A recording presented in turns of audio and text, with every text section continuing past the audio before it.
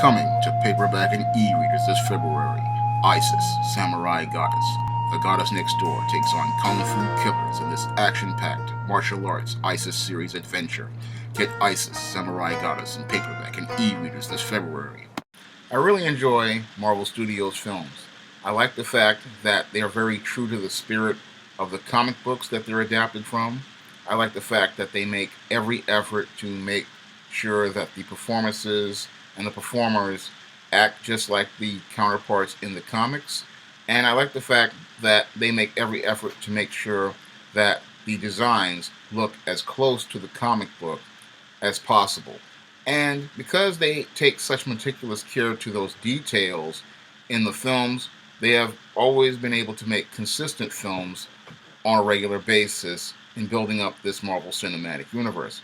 However, I have one issue with Marvel Studios, and this one issue is related to the way they make their films, because in many of their films, yes, they are very true to the source material. Yes, they have very consistent performances. Yes, they have costumes that look almost like the comic books, and the storylines are almost just like the comic books. But this issue has to do with related to the screenwriting, because when it comes down to Marvel Studios films, the first act will be very strong, the second act will be very strong. However, several of their films lately have been falling apart around the third act. And this Act 3 meltdown is pretty much what the Achilles heel to the Marvel Cinematic Universe as I see it. Because if you cannot finish the film strong, what happens is the audience doesn't come out really excited for the next film. And I looked at several of their films like Avengers Age of Ultron and Captain America Civil War, and I'm starting to see where these films start to fall apart around the third act. This is where, and the third act is the most important part of the story, because as a screenwriter myself and a novelist, I understand that the third act is where, as they say in wrestling, you have to take it home. And when you take it home, you have to finish strong, and you have to build to a climax that leaves the audience pretty much excited and then satisfied that the story has ended, satisfied that the story has ended, but excited for the next story. And from the last couple of films, I'm seeing a third act where everything just pretty much, collapses.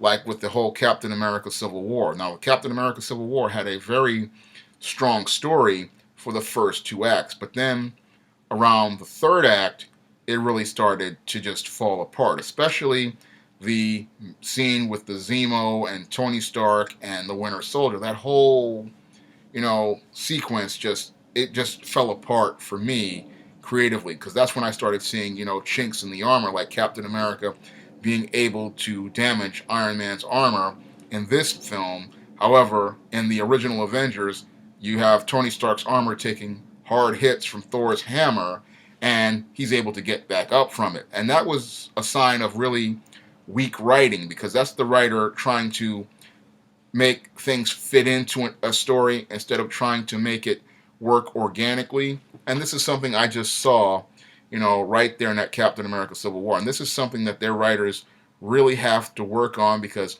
again, if you cannot take the story home, you're not going to be able to keep the audience, excited for the next film. If you can't finish strong, where your climax is satisfying, it's going to fall apart. And I'm seeing this issue in several of their films, and this is something they really need to work on, because, again, Act 3 is the most important act, because you're taking all the action and the rising action from Act 1 and Act 2, and you have to build it up, and it's building up, and you have to, and when it reaches this climax, you have to really pay off. And if you don't pay off, the audience is going to wind up, feeling unsatisfied with the final product. And with the last couple of Marvel Studios films, it's yes, they're entertaining films, but the payoff just isn't there. And if you don't pay off, the audience has no incentive to keep buying in.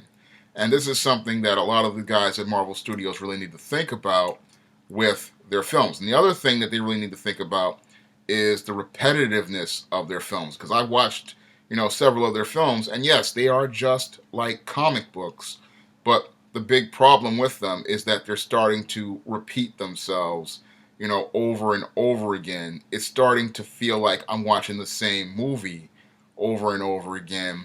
And yes, that's the way the whole comic book story model works, but cinematically, it's starting to get repetitive, it's starting to get boring, and I'm starting to see, you know, where this whole superhero trend is starting to the weak spots in this whole superhero trend. Yes, people go to see superhero movies, but if you keep making films where the same story paradigm keeps repeating itself, it's going to fall apart just like the 1990s when Disney had its second resurgence. Because once Disney, or in the 1990s, Disney had a resurgence of animated films, but as the films kept coming out year after year, they started becoming repetitive, and you started seeing the same plot points in every movie, the same story points in every movie, and nothing really special about them because, Disney wasn't taking risks, and they weren't taking risks because they were afraid of losing the audience. And then when they did start taking a risk as the whole animation trend started to decline with films like Atlantis, The Lost Empire, and Treasure Planet, the audience pretty much had gone off. But if they were to have taken a risk maybe in one of their other periods with a smaller budgeted film, maybe they could have maintained the golden age of Disney animation in the 90s. And I think the same thing happens with the whole superhero movie trend, is that we really need to start seeing things, switch up a bit, because we really need to see, different types of stories. Because when I look at the Marvel Studios films, they are great films and they are consistently great, but I'm not seeing any sort of originality. It's starting to become cookie cutter in terms of story, and every story is starting to just feel the same and look the same. Because I remember I was watching Avengers, and then I watched, Age of Ultron right after it, and then Civil War, and they feel the same, and it's starting to get repetitive, and that's really bad for the thing. And I can understand, what Steven Spielberg said a couple of years ago about the superhero movie going out like the Western, because the Western, and I've watched a couple of Westerns, and I saw the same thing, same repetitive pattern, and the audience is eventually going to get tired of watching the same movie over and over again, and eventually that's going to lead to the decline of the superhero movie. And when I look at Marvel Studios, I see the chinks in the armor, and all it takes is one smart business person to really capitalize on it by either offering a film in a different genre or taking a fresh take on the superhero that goes outside of the traditional box. And these are the two weaknesses that any smart studio executive could use to capitalize on. But I don't see anybody taking any opportunity to go after it. But there are chinks in the Marvel Studios armor, and all it takes is one savvy or smart studio executive to go after that weak link in that armor to pretty much change the movie landscape and change the way movies are made in America. That's all I have to say for this video. You can comment, rate, and subscribe.